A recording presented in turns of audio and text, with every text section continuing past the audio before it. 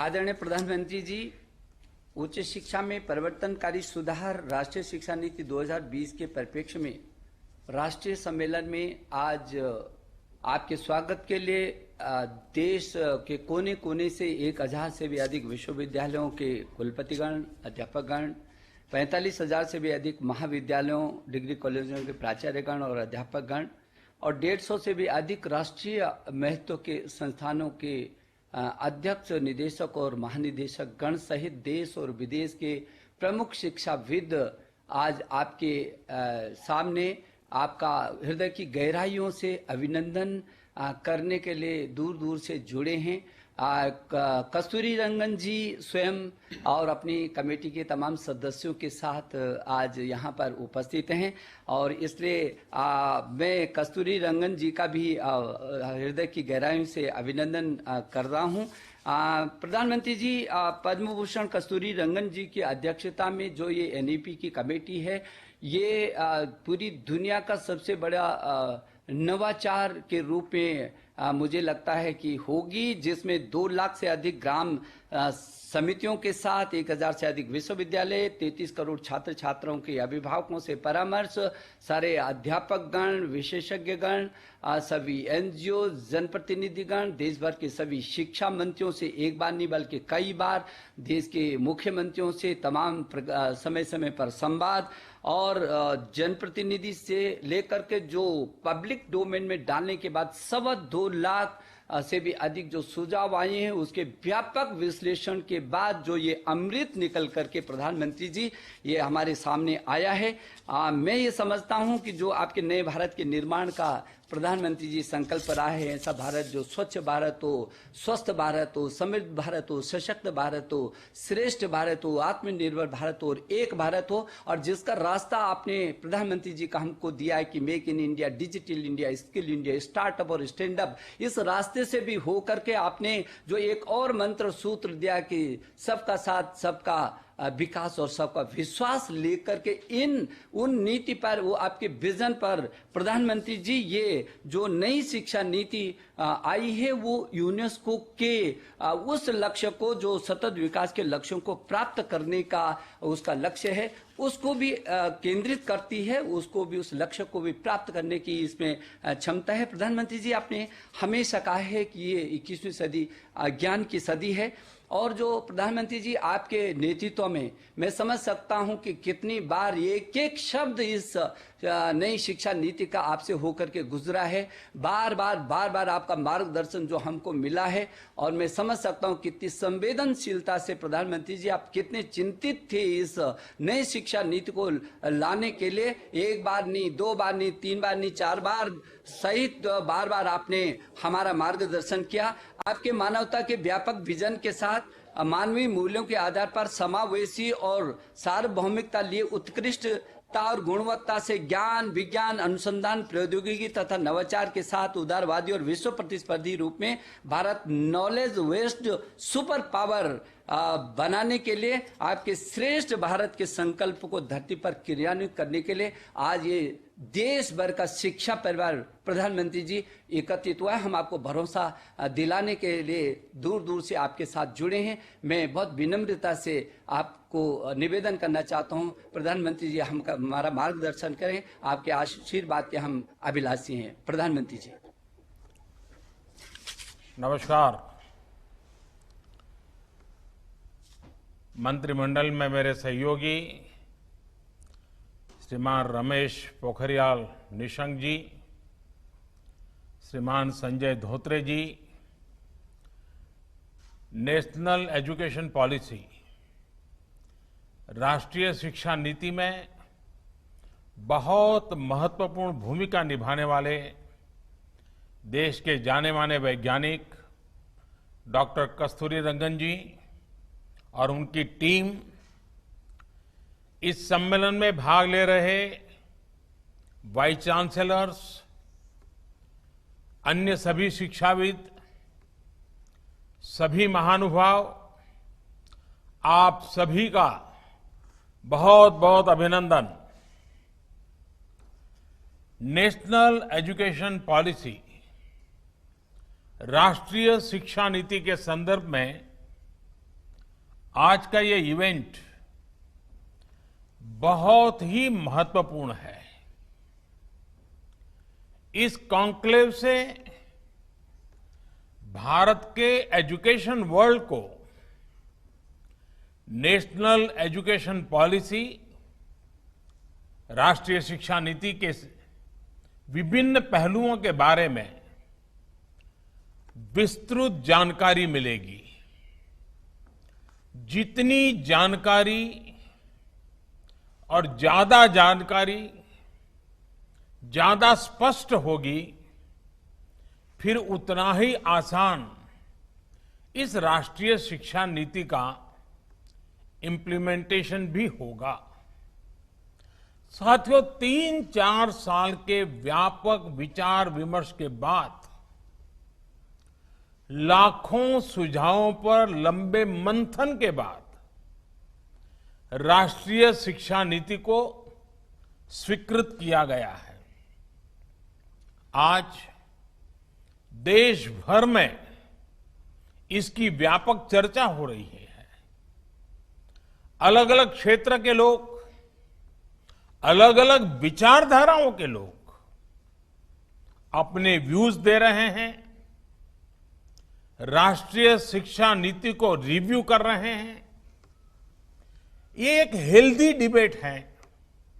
ये जितनी ज्यादा होगी, उतना ही लाभ देश की शिक्षा व्यवस्था को मिलेगा।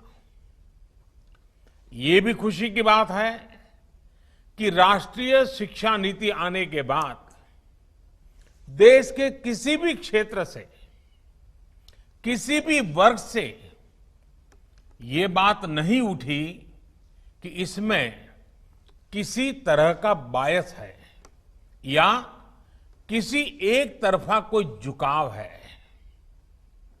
ये एक इंडिकेटर भी है कि लोग बरसों से चली आ रही एजुकेशन सिस्टम में जो बदलाव चाहते थे, वो उन्हें देखने को मिले हैं। वैसे कुछ लोगों के मन में ये सवाल आना बहुत स्वाभाविक है कि इतना बड़ा रिफॉर्म कागज पर तो कर दिया, लेकिन इसे जमीन पर कैसे उतारा जाएगा? यानी अब सबकी निगाहें इसके इम्प्लीमेंटेशन की तरफ है।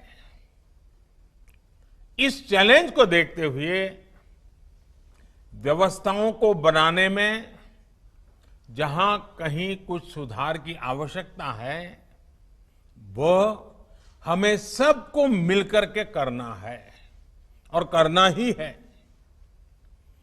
आप सभी राष्ट्रीय शिक्षा नीति के इम्प्लीमेंटेशन में और उस काम में सीधे तौर पर जुड़े हैं और इसलिए आप सबकी भूमिका बहुत ज्यादा है, बहुत अहम है। जहां तक पॉलिटिकल विल की बात है, मैं पूरी तरह कमिटेड हूं, मैं पूरी तरह आपके साथ हूं। साथियों, हर देश अपनी शिक्षा व्यवस्था को अपनी नेशनल वैल्यूज के साथ जोड़ते हुए अपने नेशनल गोल्स के अनुसार रिफॉर्म्स करते हुए आगे बढ़ता है। मकसद ये होता है कि देश का एजुकेशन सिस्टम अपनी वर्तमान और आने वाली पीढ़ियों को फ्यूचर रेडी रखे, फ्यूचर रेडी करें। भारत की नेशनल एजुकेशन पॉलिसी, राष्ट्रीय शिक्षा नीति का आधार भी यही सोच है। राष्ट्रीय शिक्षा नीति 21वीं सदी के भारत की, नए भारत की फाउंडेशन तैयार करने वाली है। 21वीं सदी के भारत को हमारे युवाओं और हमारे युवाओं को जिस तरह की एजुकेशन की जरूरत है, जैसी स्किल्स चाहिए, राष्ट्रीय शिक्षा नीति पर इन बातों पर विशेष फोकस है। भारत को ताकतवर बनाने के लिए, विकास की नई ऊंचाई पर पहुंचाने के लिए भारत के नागरिकों को और सशक्त करने के लिए उन्हें ज्यादा से ज्यादा अवसरों के उपयुक्त बनाने के लिए इस एजुकेशन पॉलिसी में खास जोर दिया गया है। जब भारत का स्टूडेंट, चाहे वो नर्सरी में हो या फिर कॉलेज में साइंटिफिक तरीके से पढ़ेगा, तेजी से बदलते हुए समय और तेजी से बदलती जरूरतों के हिसाब से पढ़ेगा, तो वो नेशन बिल्डिंग में कंस्ट्रक्टिव भूमिका निभा पाएगा। साथियों, बीते अनेक वर्षों से हमारे एजुकेशन सिस्टम में बड़े बदलाव नहीं हुए थे। परिणाम ये हुआ कि हमारे समाज में क्यूरोसिटी और इमेजिनेशन की वैल्यूज को प्रमोट करने के बजाय भेड़ चाल को ही प्रोत्साहन मिलने लगा था। कभी डॉक्टर बनने के लिए होड़ लगी, कभी इंजीनियर बनाने की होड़ लगी, कभी वकील बनाने की होड़ लगी। इंटरेस्ट, एबिलिटी और डिमांड की मैपिंग किए बिना होड़ लगाने की प्रवृत्ति से एजुकेशन को बाहर निकालना जरूरी था। हमारे स्टूडेंट्स में, हमारे युवाओं में क्रिटिकल थिंकिंग और इनोवेटिव थिंकिंग विकसित कैसे हो सकती है, जब तक हमारी शिक्षा में पैशन ना हो, फिलॉसॉफी ऑफ एजुकेशन ना हो, पर्पज ऑफ एजुकेशन ना हो। साथियों, आज गुरुवर रविंद्रनाथ ठाकुर की पुण्यतिथि भी है। वो कहते थे, उच्चतम शिक्षा वो है जो हमें सिर्फ जानकारी नहीं देती, बल्कि हमारे जीवन को समस्त अस्तित्व के साथ सद्भाव में लाती है। निश्चित तौर पर राष्ट्रीय शिक्षा नीति का बृहद लक्ष्य इसी से जुड़ा है। इसके लिए टुकड़ों में सोचने के बजाय एक होलिस्टिक अप्रोच की जरूरत थी, जिसको सामने रखने में राष्ट्रीय शिक्षा नीति सफल रही है। साथियों, आज जब राष्ट्रीय शिक्षा नीति मूर्त रूप ले चुकी है, तो मैं उस समय और सवालों की भी चर्चा आपसे करना चाहता हूं, जो हमारे सामने शुरुआती दिनों में आए थे। उस समय जो दो सबसे बड़े सवाल थे, वो यही थे कि क्या हमारी शिक्षा व्यवस्था हमारे युवाओं को क्रिएटिव, क्यूरियोसिटी और कमिटमेंट ड्रिवन लाइफ के लिए मोटिवेट करती है। आप लोग इस क्षेत्र में इतने वर्षों से हैं, आपने अपना जीवन शिक्षा के लिए खपा दिया है, समर्पित किया है। आप लोग इसका जवाब बेहतर जानते हैं। साथियों, हमारे सामने दूसरा सवाल था कि क्या हमारी शिक्षा व्यवस्था हमारे युवाओं को एम्पावर करती है, देश में एक एम्पावर्ड सोसाइटी के निर्माण में मदद करती है। आप सब इन सवालों से भी परिचित हैं और जवाबों से भी भली भांति परिचित है। साथियों, आज मुझे संतोष है कि भारत की नेशनल एजुकेशन पॉलिसी, राष्ट्रीय शिक्षा नीति को बनाते समय इन सवालों पर गंभीरता से काम किया गया।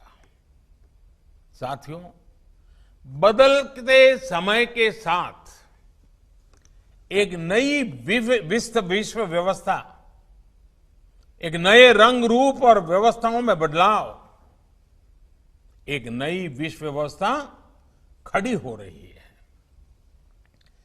एक नया ग्लोबल स्टैंडर्ड भी तय हो रहा है। इसके हिसाब से भारत का एजुकेशन सिस्टम खुद में बदलाव करे, ये भी किया जाना बहुत जरूरी था।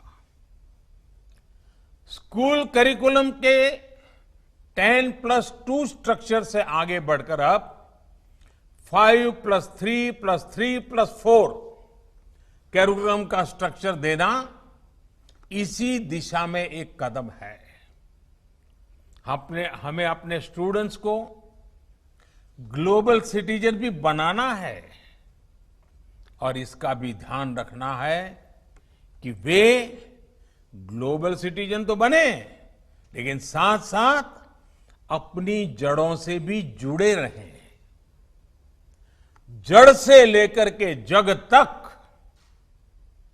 मनुष्य से मानवता तक, अतीत से आधुनिकता तक सभी बिंदुओं का समावेश करते हुए इस राष्ट्रीय शिक्षा नीति का स्वरूप तय किया गया है।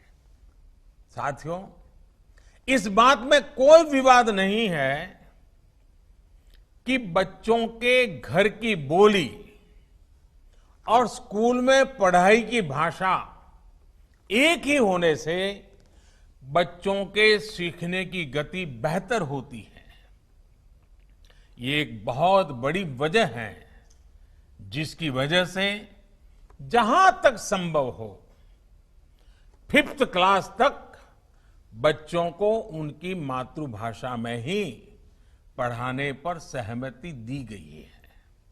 इससे बच्चों को और बच्चों की नींव तो मजबूत होगी ही, उनके आगे की पढ़ाई के लिए भी उनका बेस और मजबूत होगा।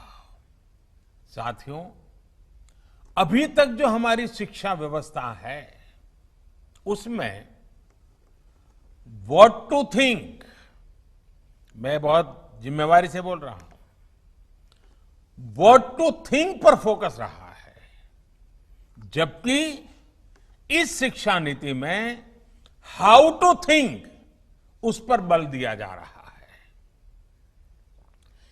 ये मैं इसलिए कह रहा हूं कि आज जिस दौर में हम, और ये दौर ऐसा है जहां इंफॉर्मेशन और कंटेंट की कोई कमी नहीं है, एक प्रकार से बाढ़ आई हुई है। हर प्रकार की जानकारी आपके मोबाइल फोन पर अवेलेबल है। जरूरी ये है कि कौन सी जानकारी हासिल करनी है, क्या पढ़ना है।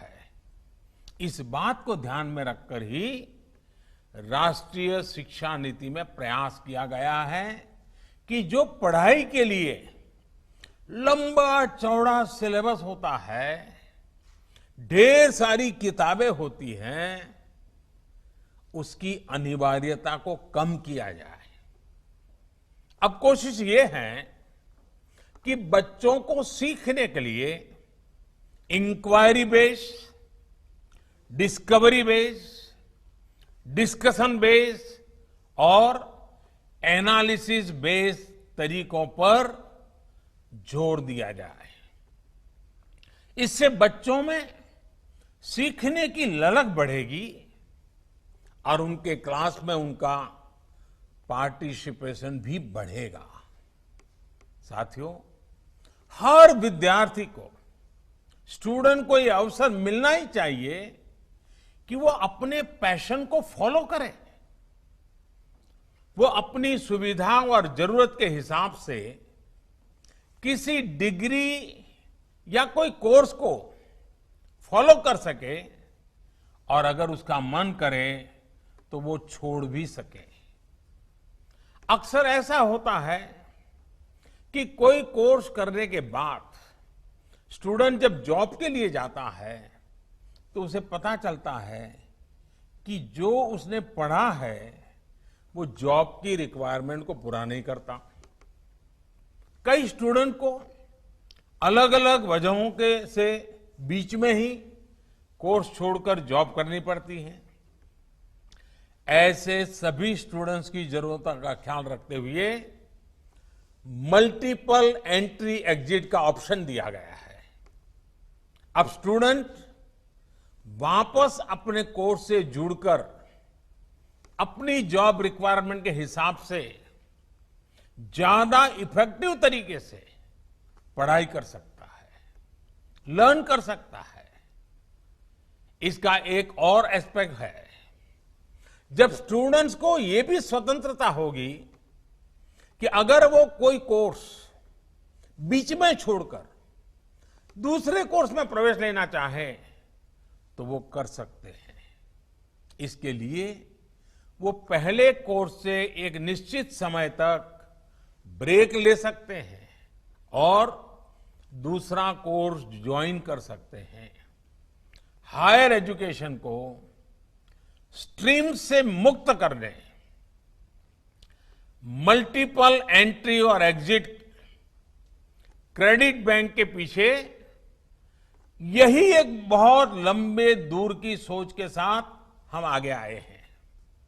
हम उस एरा की तरफ बढ़ रहे हैं जहां कोई व्यक्ति जीवन भर किसी एक प्रोफेशन में ही नहीं टिका रहेगा।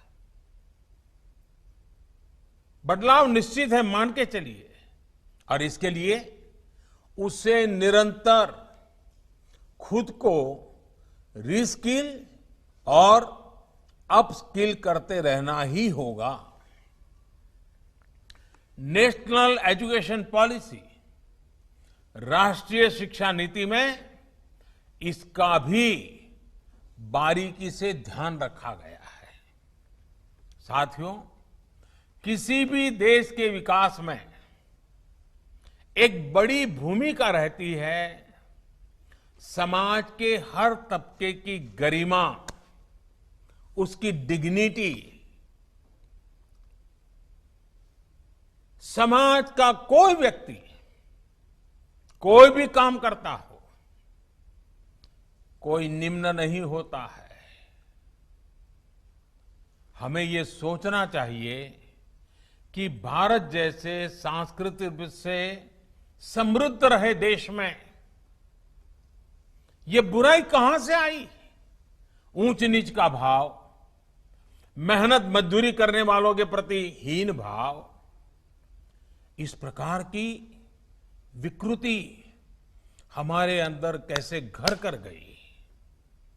इसकी एक बड़ी वजह रही है कि हमारी एजुकेशन का समाज के इस तबके के साथ एक डिस्कनेक्ट रहा।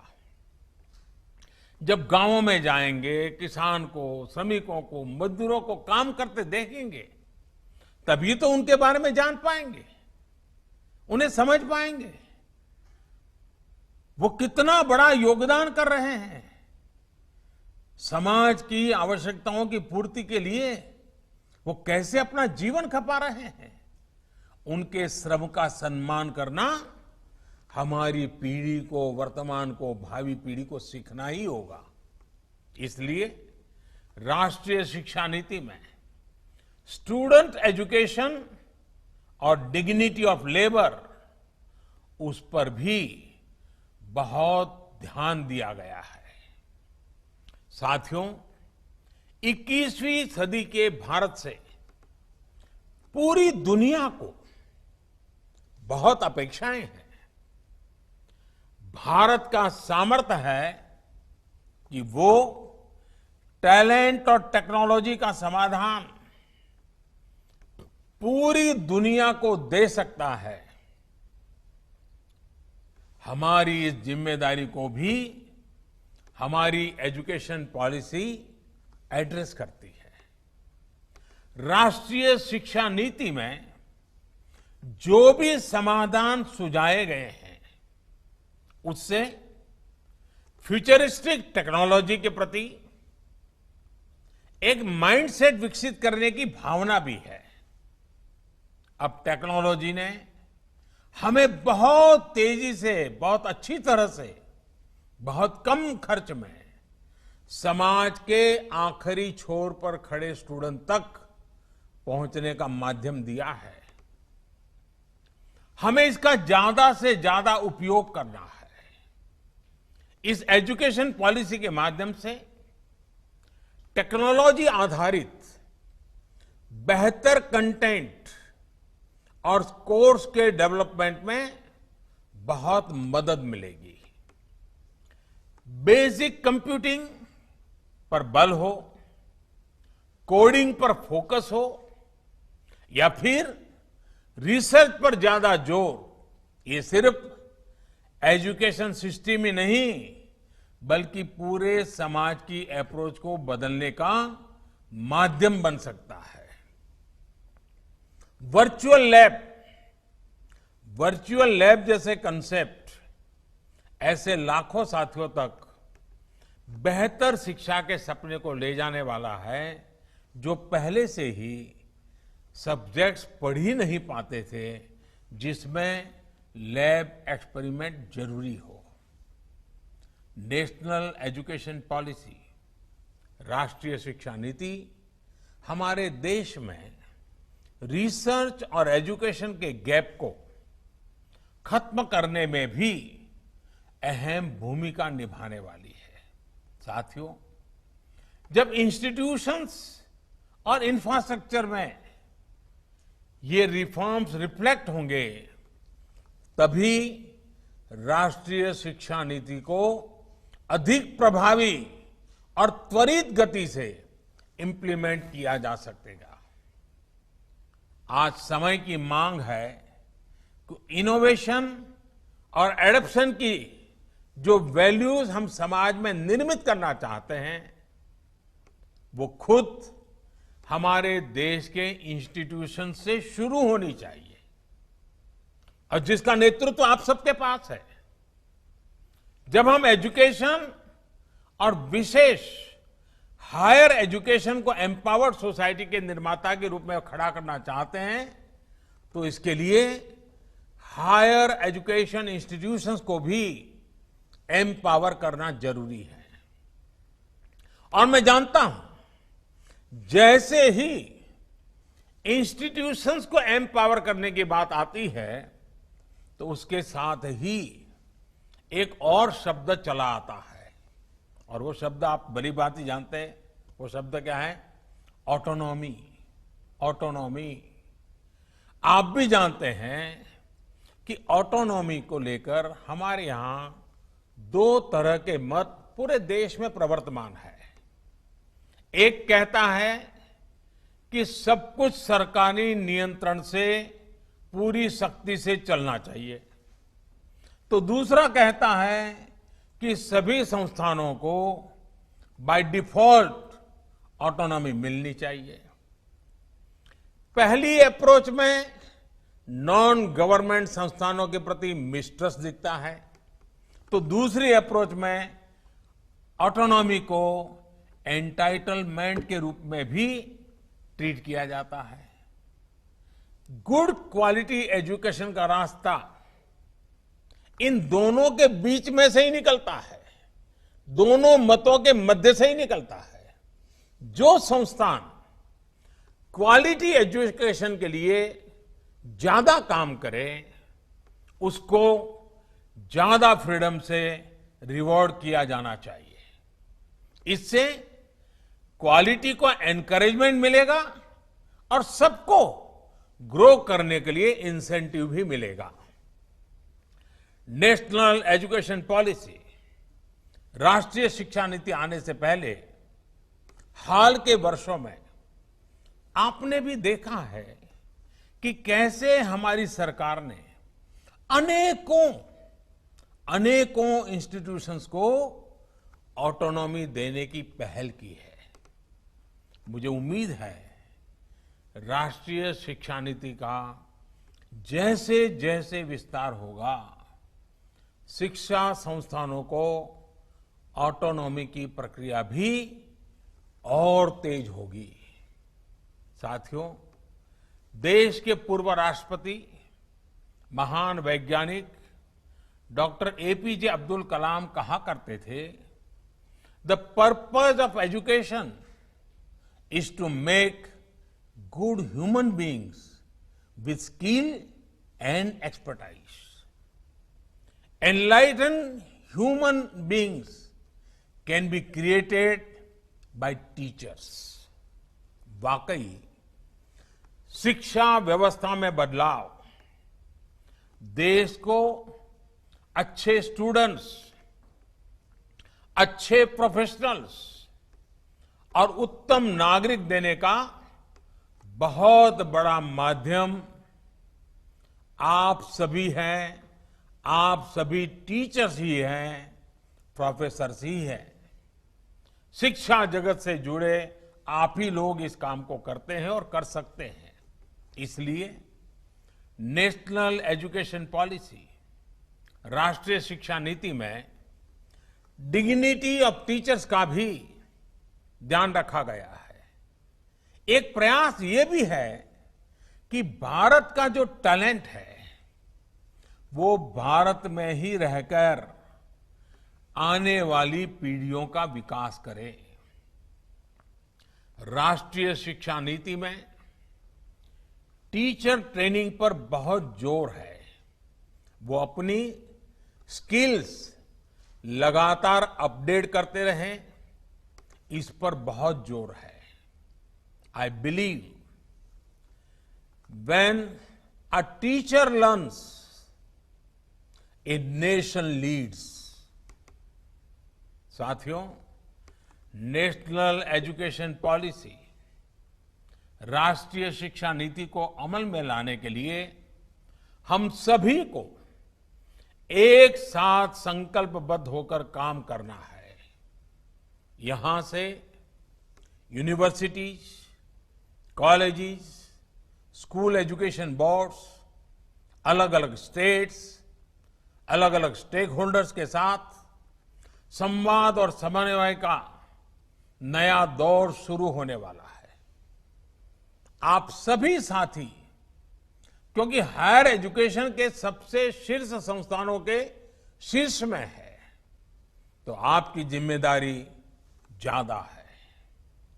मेरा आग्रह है कि राष्ट्रीय शिक्षा नीति पर लगातार वेबिनार करते रहिए, डिस्कशंस करते रहिए, नीति के लिए रणनीति बनाइए, रणनीति के को लागू करने के लिए रोड मैप बनाइए, रोड मैप के साथ टाइमलाइन जोड़िए, उसको इंप्लीमेंट करने के लिए रिसोर्सेज, ह्यूमन रिसोर्सेज, इस सबको जोड़ने की योजना बनाइए।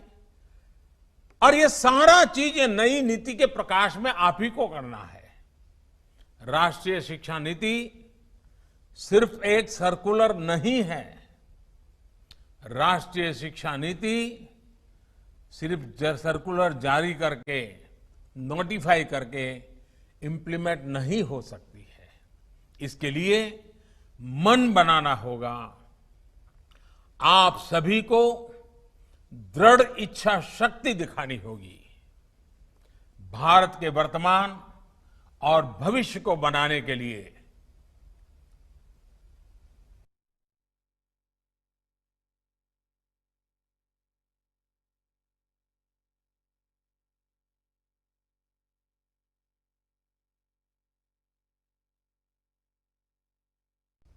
हमारे इन प्रयासों से पूरी शताब्दी को एक दिशा मिलने वाली है और इसमें इस गौरवपूर्ण अध्याय में जुड़ने के लिए मैं आपको निमंत्रित देता हूं। इसमें आपका योगदान बहुत आवश्यक है। इस कॉन्क्लेव को देख रहे, सुन रहे प्रत्येक का योगदान आवश्यक है।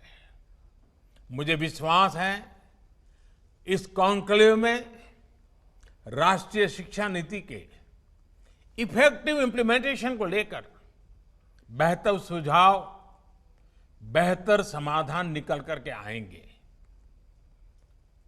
और मैं विशेष रूप से आज जब मुझे अवसर मिला है तो सार्वजनिक रूप से डॉक्टर कस्तूरी रंगन जी का, उनकी पूरी टीम का बहुत बहुत अभिनंदन करता हूं, बहुत बहुत धन्यवाद करता हूं। यह काम छोटा नहीं था, बहुत बड़ा काम था। बहुत लोगों के सुझाव थे, बहुत अपेक्षाएं थी और फुल स्टॉप कॉमा भी उधर उधर हो जाता तो पता नहीं क्या हो जाता। और इसलिए कस्तूरी रंगन जी और उनकी टीम ने कितनी बारीकी से एक तपस्या की तरह इस काम को किया होगा, तब जाकर के संपूर्णतः विवादों से मुक्त, विश्वास से भरी हुई, सपनों को संवारने वाली, संकल्प को ताकत देने वाली और सिद्धि में अटूट श्रद्धा के साथ ये नई शिक्षा नीति हमारे सामने आई है। मुझे विश्वास है कि देश के भावी पीढ़ी के उज्जवल भविष्य के लिए, वर्तमान पीढ़ी के सामर्थ्य को बढ़ाने के लिए ये नई शिक्षा नीति बहुत काम आएगी। मैं फिर एक बार शिक्षा जगत के आप सभी महानुभावों को प्रणाम करते हुए बहुत बहुत शुभकामनाएं देता हूं, बहुत बहुत आभार व्यक्त करता हूं।